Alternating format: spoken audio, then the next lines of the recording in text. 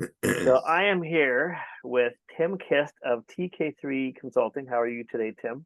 Grand Scott, how are you? I'm good.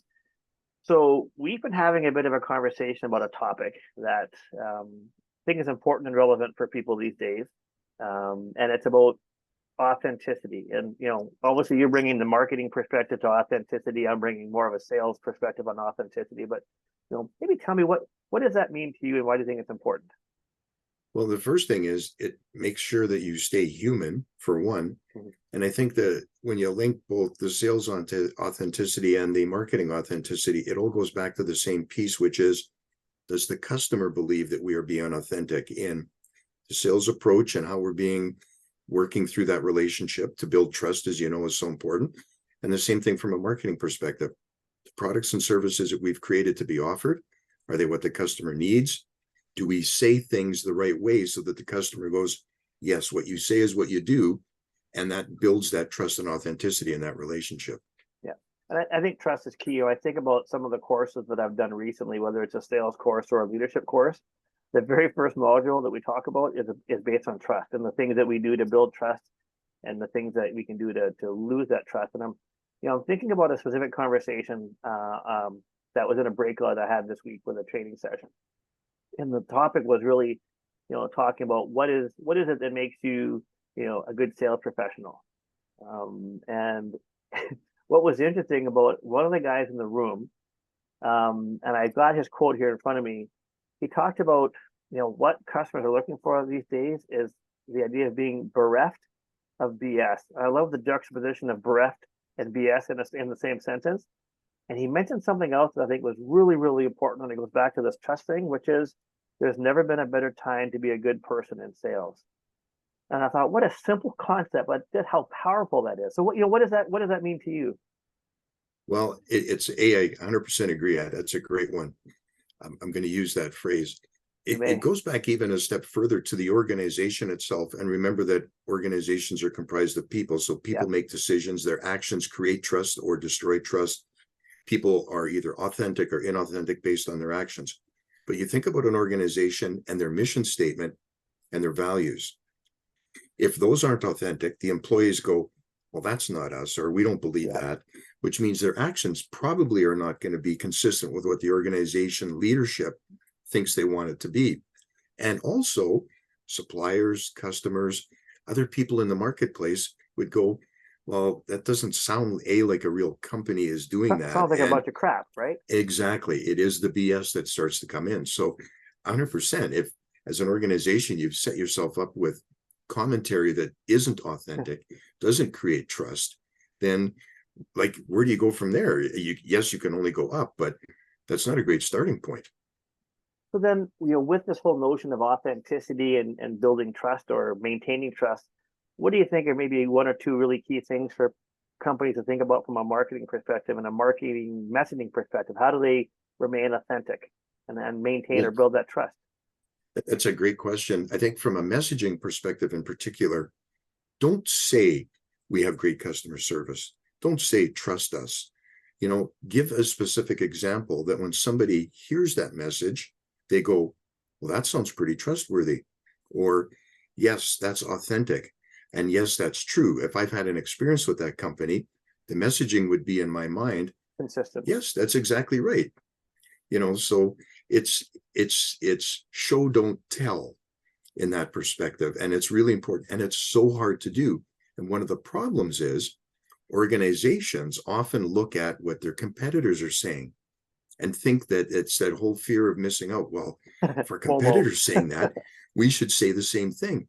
No, you shouldn't. You should say what's important to you, your organization, and your customers, and the image that you want to establish. So, what this makes me think about is you and I've had lots of conversations about presenting and that whole piece. And I don't have the book in front of me now, but I recently read a book. I think it's behind me now by Mike Weinberg, New Sales Simplified, and New Sales Simplified. he says later in the book he talks about discovery precedes presentation. And you and I have had this conversation quite a few times that, and I will say this again, anybody, the 18 people or the 18,000 people that are going to watch this video, Mike Weinberg gets 100% right. And now there's some science behind this, and I know you and I have talked about this. There's another guy who I'll shamelessly name drop, Jeff Bloomfield, who talks about the neuroscience of trust. And he says that by asking questions, so you and I meet, I've done some research. I'm asking you some relevant questions. I've done my homework. I'm showing a genuine concern for your organization. By doing that proper discovery before the presentation, not only am I learning some valuable insights, but scientifically, the brain is like, you know what, I can trust this person because they're showing a genuine concern for my organization.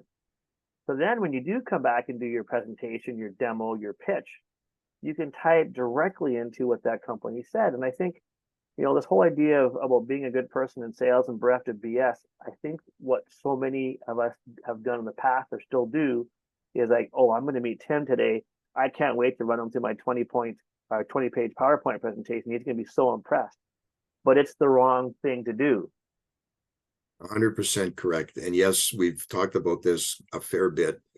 We're both on the same page with it. And we hold each other to account that if you're ever going to do a presentation, Scott/Tim, make sure it's not about you first. It's got to be the value that you're needing to demonstrate to the client and from their perspective, not from your perspective. So it gets back to, if you want to be authentic, then you actually need to be a caring person and say, no, I don't care about making the sale. I don't care about selling more products. I care about genuinely helping people. And then from that perspective, I'm going to be able to establish that, because as you and I also say, people do business with those they know and trust. Yeah. And I suppose just maybe to kind of wrap this up a little bit, is there a notion that whether from a marketing perspective or a sales perspective, organizations and people feel this need, or why do they feel the need to present a face or a message that's not real? And I guess the other question is, companies and people can see through that though, right? People are perceptive for sure. And it begins with employees. If leadership is saying something that the employees know is not what's happening in practice, they call BS to the leadership. There's a By BS extension. I guess what we're saying here is there's a BS radar. Employees Sure within the company, consumers with marketing, and the person sitting across the table from you when you have a sales call. We all need to be thinking about that BS radar that we all have to varying degrees. And if we're not being authentic and we are BSing, it will come out in the rub, and we're not going to be seeing the revenue and earning the customers that we want to get. Somebody needs to be able to grab that red flag and throw it when you're in a meeting and say, penalty, that's too much BS. So you found a way to work a sports analogy in. Had to do it somewhere. Well, I'm looking at you, and in the background is your goalie picture there. So yeah, it's a great old Ken Danby print. So you know what? I think we hopefully we made a strong argument for the fact that in order to attract really good employees, in order to attract good customers, in order to to earn that sale or even progress to the next level in sales, the most important thing here is for all of us to be authentic, to stop BSing, to show a genuine concern for the customer. And when we start doing that more consistently, we should start to see our revenue and our sales increase. I 100% agree. And it's another reason that people will choose to do business with you over somebody else, because that authenticity piece is really important to folks. That could be the differentiator that ends up earning the business. Absolutely. Well, thanks, Tim. As always, it's been a pleasure, and we'll see you next time. You betcha. Take care, Scott.